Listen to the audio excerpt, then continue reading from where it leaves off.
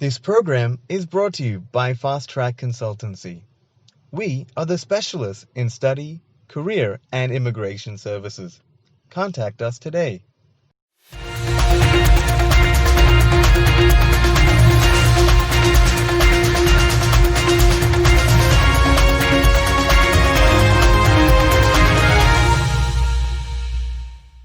सूरत हाल में अशरफ शाह के साथ तैयबा सफ़ी का आदाब। तज्जियों और तबसरों के इस प्रोग्राम में हम पाकिस्तान और दुनिया में पेश आने वाले तमाम ताज़ा वाक़यात पर गुफ्तगू करते हैं। आप भी इस गुफ्तगू में शामिल हो सकते हैं। हमें ईमेल कीजिए। हमारे ईमेल एड्रेस है info@5news.com.au। शाह साहब खुश आमदीद। शुक्रिया तैयबा। शाह साहब, पाकिस्तान की सियासत की ऊँट की बात आप मुस्तकिल करते हैं। अब आप क्या कहते हैं कि इस ऊँट ने अब करवट किस तरफ ली है उसने, या लेने वाला है, ले चुका है या लेने वाला है? देखिए, वो ऊँट के बारे में एक और मुहावरा है ना कि ऊँट रे ऊँट तेरी कौन सी कल सीधी। बिल्कुल। तो वो ऊँट जो है वो पाकिस्तानी सियासत का, वो बेचारा खुद परेशान रहता है, कभी इधर होता है कभी उधर होता है। तो उसकी जो करवटें हैं वो बहुत ज़्यादा एक ही सी होती हैं दौर में। और हमारे यहाँ करवट से मुराद ये ही ली जाती है कि भाई कौन आ रहा है, कौन जा रहा है, किसकी हुकूमत किसकी कब जो है वो जनाब ख़त्म हो रही है और किसकी। तो वो इस तरह के मामले हैं। मेरा ख्याल है कि कोई बहुत ज़्यादा तब्दीली, वही एक आम जो बात चली आ रही है वो आप के साथ अपोजिशन का महाज है वो लगे हुए हैं अपना के साथ, और हर बार कहते हैं अब जाने वाला है, अब दिसंबर में हमारी हुकूमत आने वाली है, जनवरी में ख़त्म होने वाली है। वो इस तरह की पेशगोइयाँ जो हैं वो अपने तौर पर सियासी मसाले चल रही हैं। लेकिन उसके अलावा तो कोई ऐसी कोई ख़ास बात। इमरान खान अपनी हुकूमत उसी तरह चला रहे हैं, उनका भी बयानिया वही चल रहा है कि साहब छोड़ूंगा नहीं मैं, जनाब ये इनसे पैसा निकलवाए बगैर जनाब जो है मैं छोड़ूंगा नहीं। वो महंगाई के मामले भी उसी तरह हैं। और तो मेरा ख्याल है कोई ऐसी बड़ी तब्दीली है नहीं। आप बहुत खामखा की बातों में, छोटी मोटी बातों में आप बहुत कुछ पढ़ने की कोशिश कर सकते हैं, जो हमारे करते रहते हैं एंकर हमारे कोई 20-25 प्रोग्राम, बल्कि उससे ज़्यादा जो आते हैं टीवी चैनल्स पर और यूट्यूब वगैरह पे, उनके अंदर वो आपको बताते रहेंगे। बस आज आपको बिल्कुल ऐसी खबर कि आपने सुनी नहीं होगी, वो मतलब एक ऐसी खबर कोई है नहीं। मैं समझता हूँ कि बस चल रहा है मसाला है खाली। ठीक। शाह साहब, आपके गिलगित बल्तिस्तान के इंतखाबात के हवाले से बात करेंगे। क्या आप देखते हैं कि ये जो सियासी एक इत्तेहाद है PDM, इसमें क्या तब्दीली आ सकती है आपके ख्याल में? अब ये तो देखना पड़ेगा जब इलेक्शन। देखिए, हम इत्तेफाक से ये प्रोग्राम जिस वक्त रिकॉर्ड कर रहे हैं उस दिन ये इलेक्शन हो रहे हैं, नतीजे अभी नहीं आए। तो अब इस पर तबसरा करना बड़ा मुश्किल है कि आप तबसरा करते हैं और मालूम हुआ कि कुछ नहीं पता इलेक्शन के नतीजे क्या आ सकते हैं, तो वो होंगे। लेकिन मैं देखिए आपको एक बात ये बताऊं, नतीजा कोई भी हो, 3 जमातें बड़ी जो लड़ रही हैं, PTI है और PML नून है और पीपल्स पार्टी है। और पीपल्स पार्टी ने बहुत जोर लगाया है, यानी 20 दिन से जो जनाब उनके बिलावल साहब जो हैं वो बल्दिस्तान में बैठे रहे। वो अपना और बल्ती एक टोपी जो है ना पर लगे होते हैं जिसमें वो पहने हुए जनाब जो है जलसे कर रहे थे। मेरी समझ नहीं आ रहा, 20 दिन आप इतने बड़े लीडर हैं आप पार्टी के, पूरी पाकिस्तान की पार्टी के, बल्तिस्तान जाकर आप 20 दिन क्या कर रहे हैं भाई इलेक्शन में? देखिए, मैंने देखा कि 20-25 सीटें हैं टोटल वहाँ की, और जो वोटर्स हैं उनकी तादाद भी कम है हर हल्के में। 20-25 हज़ार, 25 हज़ार, 30 हज़ार, 35 हज़ार, इतने लोगों की तनख्वाह। तो अब 20 दिन में आप कितने जलसे करेंगे भैया आकर आप? या अच्छा, पाकिस्तान में तो ये रिवाज नहीं है कि जो दुनिया की जमहूरियतों में होता है कि डोर नॉकिंग का, कि लीडर जो खुद जाता है, खुद नॉक करता है, मोहल्लों में जाता है। तो हमारे तो जो पॉलिटिकल लीडर्स हैं वो तो बादशाह होते हैं जनाब, शहजादे होते हैं या शहजादियाँ होती हैं, तो वो इतना ज़हमत थोड़ी करते हैं कि आप वो निकल कर जाएँ और किसी के घर पे दरवाजे पर नज़र। तो मेरी समझ नहीं आया, लेकिन वो एक तरह का मुझे ये लगा कि वो राह फरार था उनके लिए, जो PDM के मामला चल रहे थे। अच्छा। पीछे जो तय हो रहे थे, तो वो उससे ज़रा सा एक अलग हो के वहाँ जाकर उस बहाने बैठ गए वो 20 दिन तक कि भाई ये पीछे मामले उनके वालिद साहब निपटाते रहें और दूसरे लोग निपटाते रहें। तो वो देखिए, मैं एक बात बताऊँ, बल्तिस्तान का नतीजा कोई भी हो निकल गया होगा, सब हमारे सुनने वालों को पता होगा कौन वहाँ जीता, किसकी हुकूमत बनेगी। लेकिन एक बल्तिस्तान की एक छोटी सी जगह है, उस पर इलेक्शन पहले भी होते रहे हैं उसके अंदर, यानी किसी को, मेरा ख्याल है कि मुझे भी शायद याद नहीं है और आपको भी याद नहीं होगा, सुनने वालों को याद नहीं होगा, किसी को नहीं कि गिलगित बल्तिस्तान में किसकी हुकूमत थी पहले। जी, नून लीग की थी, पीपल्स पार्टी की थी, किसी को नहीं याद है। तहरीक इंसाफ की तो यकीनन नहीं थी ज़ाहिर है, लेकिन नून लीग की थी या पीपल्स पार्टी। भाई बात यह है कि अब अचानक इतनी अहमियत क्यों हो गई है उसकी? देखिए उसकी एक वजह यह है कि उसकी कि ये अब बल्तिस्तान का मसला सियासी नहीं है। मैं आपको एक बात बता दूँ, बल्तिस्तान का मसला जो है वो दिफाई नौइयत का है, बहुत ही सेंसिटिव मसला बन गया है पाकिस्तान के दिफा के हवाले से। सीपैक के अंदर भी चीन के साथ उसका एक ताल्लुक़ है, कश्मीर के साथ जो सारा मामला है उसी के साथ।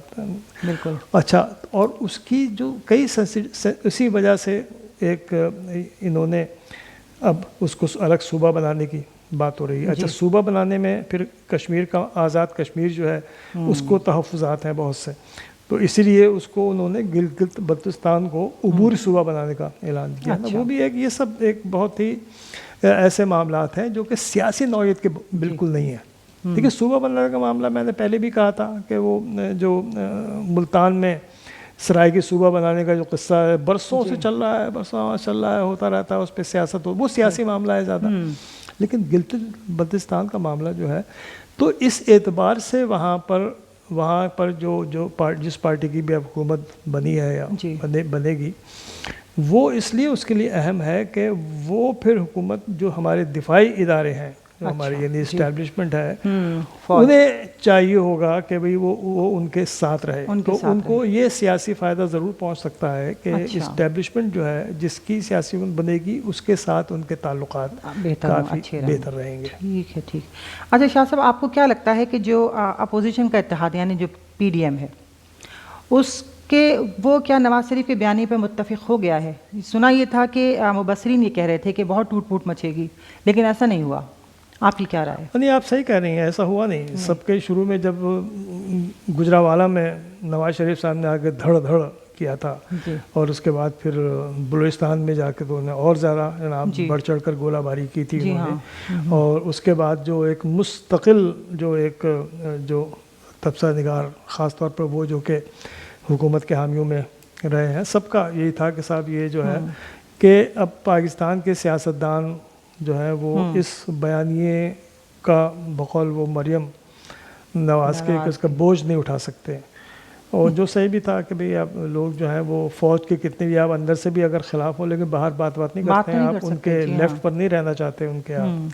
तो था कि बहुत से लोग जो हैं वो कुछ भाग जाएंगे या पार्टियों में आपस में, जैसा कि मुस्तकिल एक आप सुन रही होंगी कि साहब ये पीपल्स पार्टी जो है वो और इन नून लीग जो है इस मसले पर मुत्तफिक नहीं है और इनका पीपल्स पार्टी का जो है वो बड़ा मध्यम है। और ये हालांकि ऐसा कोई नहीं, कुछ नहीं है। और ये भी था कि जमीयत उलमा इस्लाम भी जो है वो खुश नहीं है। मेरा अपना ख्याल ये है ऐसा कुछ नहीं है। सबको मालूम था उनके नवाज शरीफ साहब के बयानिए का, सब साथ हैं उसके। अच्छा, क्योंकि नवाज शरीफ साहब का ये बयानिया जो है वो इस तरह हवा में नहीं उनकर आया है कि साहब वो बस उन्होंने अचानक जो है वो तोपे दागनी शुरू कर दी हैं। अचानक ही है ना, इससे पहले तो वो अपने लोग भेज रहते हैं अपनी के साथ अपनी सहूलतें मांगने के लिए, और फिर अचानक उन्होंने जनाब जो है बाकायदा नाम लेकर जो है वो इल्ज़ामात लगाने शुरू किए। तो वो उनको मेरा ख्याल है कि जो लोग हैं अभी तक और जो अभी तक उनके साथ हैं, आप देखिए मसलन लोग कहते हैं कि साहब वो पीपल्स पार्टी जो है वो खुश नहीं है, वो अलग हो जाएगी। आज तक बिलावल भुट्टो ने या आसिफ जरदारी ने किसी ने नवाज शरीफ साहब के इस बयानी पर तनकीद नहीं की। अच्छा, वो सिर्फ एक इंटरव्यू BBC का है बिलावल का, जो कहा जाता है जिसमें उन्होंने कहा वो बहुत शौक हुए, उनको बहुत अचानक जो है वो शौक होना क्या मतलब, मैंने पहले भी कही थी ये बात, भाई शौक होना क्या मतलब है। आप उसकी जो है वो आप कंडेम कीजिए उसे, आप उसके सवाल कीजिए। किसी ने कोई कंडेमनेशन का बयान नहीं दिया, बिल्कुल। आसिफ जरदारी साहब ने कुछ नहीं कहा, वो अंदर जो भी गेम खेल रहे हो। इसी तरह अच्छा देखिए कहा गया था कि नहीं जमीयत इस्लाम जो है वो खुश नहीं है। फजलुर रहमान साहब भी इस फजलुर रहमान साहब की पार्टी में उनके सबसे करीबी साथी, पुराने साथी हाफिज़ हुसैन अहमद, अच्छा, जो कि अच्छे बड़े रास्त गो आदमी हैं। हुसैन अहमद जो थे वो ऐसे ही हैं हुसैन अहमद फजलुर रहमान साहब के लिए जैसा कि नवाज शरीफ के लिए ख्वाजा आसिफ हैं या एहसन इकबाल हैं या खान अब्बासी हैं, इतने पुराने और उनके करीबी, उनके मरकज़ी वज़ीर उनके सेक्रेटरी इत्तलात थे। तो उन्होंने जनाब जो है उन्होंने बिल्कुल खुले अल्फाज में जनाब उन्होंने इस बयानिए की नवाज शरीफ की उस पर तनकीद की उन्होंने और बहुत बात की। फजलुर रहमान साहब ने उनकी छुट्टी कर दी, अच्छा। उनको उनके ओहदे से हटा दिया है। तो इसका मतलब ये है कि जो हमारे फजलुर रहमान साहब हैं उनको भी कोई ऐसा मसला नहीं है इस बयानिए से, तो ये बयानिया उनका जारी है। मेरा अपना ख्याल ये है उसकी एक बड़ी वजह यह है कि नवाज शरीफ साहब का जो ये उसको पीछे से जाहिर है कि किसी का सपोर्ट है। अच्छा, और कोई इतनी भारी बड़ी पुश है कि बाकी सारे लोग जो हैं वो उनके साथ वो आप बता चुके जो अटके हुए हैं, और वो सऊदी मैं अरब बता चुका हूँ। सऊदी अरब उनके पीछे है, और सऊदी अरब तो असल मसला पैसों का है भाई जी। सऊदी अरब के पास कोई विजन, सऊदी अरब के जो हुक्मरान हैं वो बहुत ही मुंतक़िबुल मिजाज किस्म के लोग होते हैं, वो बहुत ही एक इंतहाई एरोगेंट से, उनके पास कोई सियासी वैसी विजन नहीं होता उनके पास। उनका जो मामला है उनके पास एक ही चीज़ है सिर्फ, और वो है पैसा।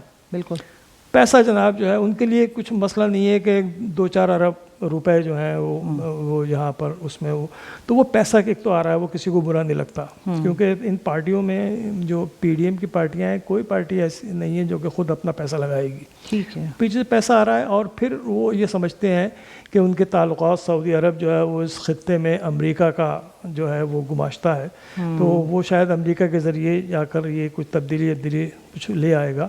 तो इस वजह से कोई भी वो पूरा मौका दे रहे हैं, वो वही अपना जो एक पुराना खेल होता है, वही हम कई बार कह चुके हैं कि बैड कॉप और गुड कॉप का खेल खेल रहे हैं कि इसको लोग खामोश बैठे हैं। नवाज शरीफ को लगाया हुआ है उनको और मरियम नवाज़ को उन्होंने, कि शायद होना कुछ नहीं है उसका।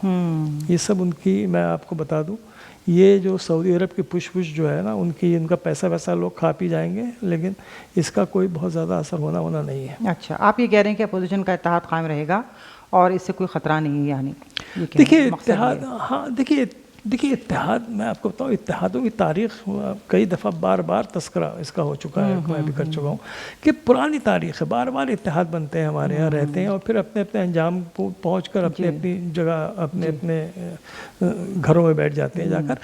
तो ये मैं नहीं समझता कि मैं एक तो ये नहीं समझता कि कोई ख़तरा वतरा है, चलता रहेगा ये इत्तेहाद भी, इसलिए कि जब तक किसी न किसी पार्टी के मफादात जो हैं वो रहेंगे, ये इत्तेहाद चलता रहेगा। पीपल्स पार्टी के मुताबिक अब देखिए कोई ना कोई, कभी कोई बल्तिस्तान का मामला चलेगा, कोई इसका किस्सा चलेगा, ये सब होंगे।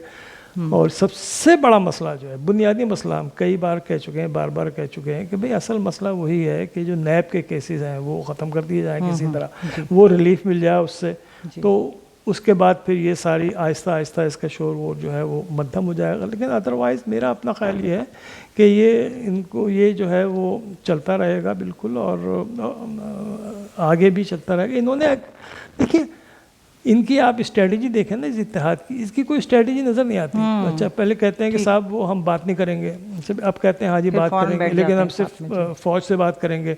नवाज शरीफ साहब ने कहा कोई बात नहीं करेंगे, फ़ौज से। अब मरियम उनकी बेटी कह रही है कि हाँ जी हम बात करेंगे, लेकिन ज़रा खुल के बात करेंगे। अच्छा, फिर दूसरा बात ये PTM ये कहती है कि साहब दस्तूर पे अमल होना चाहिए, फ़ौज को दखल नहीं देना चाहिए। अरे भाई फ़ौज को दखल नहीं देना चाहिए, लेकिन आप सियासी मुज़ाकरात फ़ौज से करना चाहते हैं, बजाय इसके कि आप जो सियासी हुकूमत है उसके साथ करें। तो उनका बड़ा कन्फ्यूजन है, तो इसमें वो चलाते रहेंगे जब तक चल सकेगा। ठीक है, हम अपने आखिरी प्रोग्राम के आखिरी सवाल की तरफ आ गए शाद साहब। ये सीधा सा एक सवाल है, लेकिन है तमाम फसाद की जड़। इमरान खान की हुकूमत को कोई ख़तरा है या नहीं? देखिए मैं तो नहीं समझता कि ऐसा है कोई। मुझे नहीं लगता। मैंने बहुत पहले भी कहा था, देखिए इमरान खान की जो हमारे जिसे कहते हैं ना कि कॉफ़ी की प्याली में जो तूफ़ान जो है ना वो पहले दिन से आ रहा है। अच्छा। जब से इमरान खान के पहले साल से उनके बारे में है कि ये अब गए और तब गए, तो वो इनके साथ भी ये होता है कि जो हमारे PDM के लोग हैं या मरियम कोई जनरल किसी के ज़रिए कोई बात हो जाती है, वो समझते हैं कि जी बात हो गई है, तय हो गई है। हो सकता है कि सऊदी अरब ने कुछ कहा हो, कोई उनके जो गुमाश्ते वहाँ बैठे रहते हैं अमेरिका में, वो जाके वो बाइडेन के साथ में लग गए होंगे, कुछ हुसैन हक्कानी है, दूसरे हैं, तो वो एक सलाह। लेकिन देखिए पहले भी कहा था कि जो ये फ़ौज जो है वो जब पूरी तरह उनके साथ इमरान खान के थी और है, और मैं नहीं समझता कि उसकी कोई ऐसी वजह है कि वो इमरान खान जो है वो उन्हें जो है वो डिश कर देगी। अच्छा। बशर्ते के अंटिल कि वो इमरान खान खुद कोई टो पे पाँव मार दे अपना कोई ऐसी कोई वो कर ले। मैं नहीं, मुझे नहीं लगता, कम से कम मुझे आइन से नहीं लगता कि ऐसा को होने वाला हो। ऐसा अगर हुआ भी ना तो फिर वो धड़म तख्ता होगा बड़ा, वो इनको किसी को जो है, जो हमारे नवाज़ शरीफ साहब को या मरीम नवाज़ को या बिलावल भुट्टो साहब को, इनको वज़ीर आज़म वाला कोई ऐसा, मैं समझता हूँ कोई दूर तक काम नहीं लगा। शुक्रिया शाद साहब। हमारे प्रोग्राम का वक्त अब ख़त्म होता है। नाज़रीन अपनी फ़ीडबैक हमको ज़रूर दीजिएगा, और हम ईमेल हम आपको अपना बता चुके हैं, info@5news.com.au। शाद साहब बहुत शुक्रिया। इंशाल्लाह अगले प्रोग्राम में मुलाकात होगी। तैयबा सफ़ी को इजाज़त दीजिए। बहुत शुक्रिया तैयबा आपका।